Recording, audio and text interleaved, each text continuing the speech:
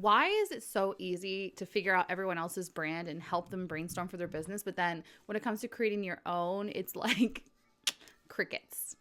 Or like, great idea, I'm going to do this. And then a week later you hate it. And then you're on to another thing. And like you keep changing your Instagram bio. You can't stick with one color palette. Your fonts are always changing. Like, it's so hard. This is why branding feels so impossible when you're doing it yourself, and how we're actually going to get clarity so you can move forward with a brand that you love and you feel proud of. You know, it's kind of like doing your own hair. Like, you can watch all the Brad Mondo videos out there, but ultimately when you go to make those snips yourself, it's pretty easy to go from, oh, I'm just going to try trimming bangs to having like micro bangs, right? I've fallen into the trap of like getting stuck trying to figure out branding. And so then I just go with something like basic and boring that I don't love. And while I would say it's better to like go ahead and get some momentum and get something out there, we can do better. Okay. We can create something that looks and feels like you. I've been working with brands and business owners for the last 10 years, and I've created multiple of my own businesses and had to brand myself. So I'm going to walk you through how I would approach this if you were my client. Oh, by the way, I'm Morgan. I started as a mom blogger like 10 years ago. And then after I learned how to build websites, I learned about SEO and social media and creating digital products and selling things. Then entrepreneurs started hiring me to help them behind the scenes in their business. And that's what I've been doing for the last decade. And I've put everything I know into the Wildly Thriving Marketing School, which is on 50% off pre-sale right now. So if you want to learn all of this about branding and way more, everything from like how to build a website to running ads to creating a sales funnel, automations so you can make money while you sleep, all that good stuff, like everything. Literally, I'm putting every single piece of information I know into this program. So it's a one-stop shop that you don't have to go out and buy like 10 more courses. It's all in one place. What is in your brain? This is normal to you. This is your normal. But other people are not hearing, seeing, and thinking the same things as you. And so you're going to not give yourself enough credit.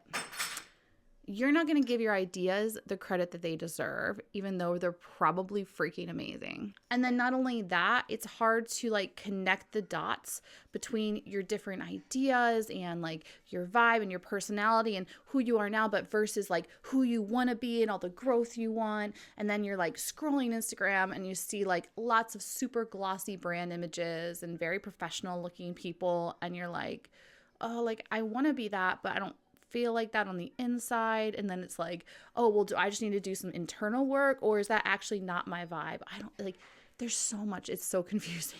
And here's the thing, I've had to help clients with this, and I've also had to go through this myself. I'm still in the process of going through this myself. And so I totally get it. But these are the things that have helped me kind of like get over that. And here's the thing, even if you know what you want in your brand, it's hard to put it out there because, you know, when you help out a friend figure out, oh, like what color palette should I use? Like what should my messaging be? You aren't as invested in that. But when you do it for yourself, you have to put it out there and other people are going to see it. And when we're talking about personal brands, it's almost like sharing a piece of you. It's like taking your insides and putting them out there for like potentially millions of people to see. And so what you probably end up doing is like just copying someone else, either intentionally or unintentionally. You just go with something super bland and basic and boring so that your personality doesn't pop, or you just give up. So let's not do any of those. Let's like fix this. Let's make it so that when you post on Instagram or you post on TikTok, you feel like, I don't even care if I get views. I don't care how people respond to it because it just feels so right and I love it. And here's the thing, when you do get it right and you feel good, people notice that. So it probably will do well. But here's the thing too, like you also don't have time, right? I know, look, do you think I have lots of extra free time? I can't even get a video recorded without a kid being up my ass. Hello. No. And so like the idea of spending hours and hours building out some brand is difficult. And so it might also just feel like this huge task that you just can't take on. And even if you have like a clear direction in your mind, there's like literal barriers to just figuring it out. Like, how do you pair colors together? Like, how do you pick a font? How do you translate like this image that you have in your head into something in real life? This is hard for everybody. Even people who are like brand designers get other brand designers and graphic designers to help them bring their own brands to life, because you get stuck in your own head. And if you're a business, you're a service provider and you're doing work for other clients, then sometimes it's hard to even just like literally fit that into your time. So we're going to make this fast. We're going to make this easy. So let's tackle the like mindset and getting your ideas correct piece first. And I'm going to give you a couple tools. Number one, I have a totally free brand guide, the Wild Growth Brand Guide. And this has a whole bunch of prompts to help you figure out your brand voice, your brand values, your ideal client, your offers, all this stuff. And these are the questions that you really need to answer. Even if you already kind of know this, re-answering this and going through it again is going to help you get fresh ideas and understand like in a deeper way what your brand is about. Hello. After you get this brand guide, you can either like type it out, or I also like to use ChatGPT and use the little microphone feature to just talk.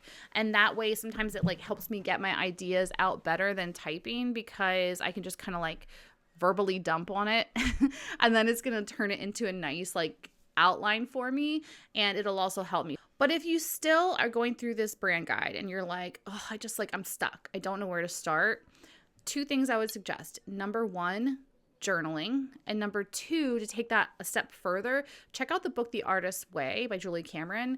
This is a really, really helpful tool to start getting your ideas out there and kind of like getting through all of the negative thoughts and beliefs and things like that. And it's not like super woo-woo or anything. It's very practical.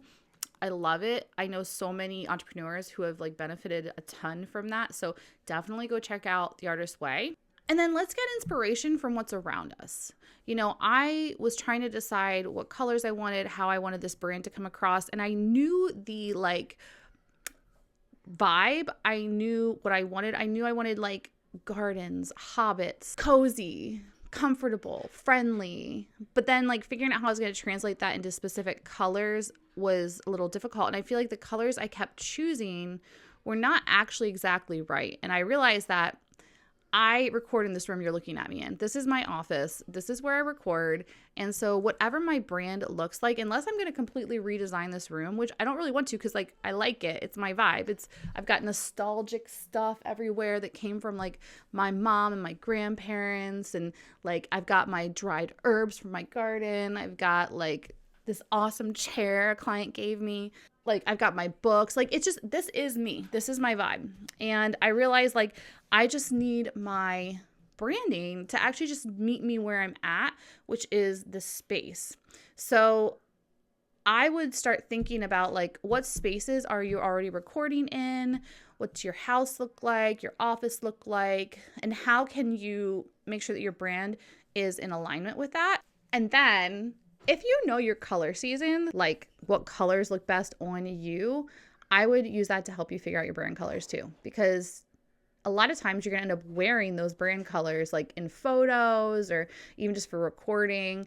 And you want to pick colors that you know look good on you, right? So if you have no idea, there's tons of like filters that you can try, but the best thing that you can do is like raid your closet and find a whole bunch of different colors. Go to like some natural light, like pull your hair back and just have no makeup on and just like drape the different colors across you and see which ones look best on you. And the best test to do is do a blue and do an orange and see which one of those two looks better on you. And if it's blue, then you're probably cool toned. If it's orange, you're probably warm toned. You can also do a pure white versus an off-white. And if you're like a pure white looks better on you, you're probably cool toned. If an off-white looks better on you, you're probably warm toned. And that's a good place to start because just knowing whether you're cool or warm will like eliminate a whole bunch of things. And so you can still use whatever colors you want in branding. It's just my suggestion that you make sure that they look good on you. So, there's a million different colors of pink, but like whether it's warm or cool and which season, it's gonna be a completely different paint. Okay, next we're gonna also think about our ideal client. Now, I think when it comes to your personal brand, you're not necessarily just creating only for your ideal client. I like to think of it like a Venn diagram where it's like, here's you, here's your interest, here's what you're into, here's your personality, and here's like your ideal client or your ideal audience and all of their personality and the things that they like, right? And it's like a Venn diagram where like you come and you meet in the middle, and it's like that blending of the two of you. That's like the sweet spot that you want to lean into with your brand. And so thinking about who your ideal client is can help you like play up the parts of you that you feel like will be most attractive to them. For the neurodivergent girlies, this is like kind of difficult, I know, as one of you, because we're used to masking and literally like putting different masks on. That's not what I'm talking about here. I'm just talking about like, you know how you have some friends that you talk about Lord of the Rings with. I swear to God, my life is not all about hobbits and Lord of the Rings, but like for whatever reason, when I'm talking about this, it always comes up. Let's say like I don't only talk about like fantasy books with every person I know, right? Like some people I talk about that with, and some people I talk about like my kids' soccer. So think about what you would talk about with your ideal client if you guys were like sitting down having a conversation. Now, for visual branding, there is nothing better than Pinterest. So we're going to go to Pinterest.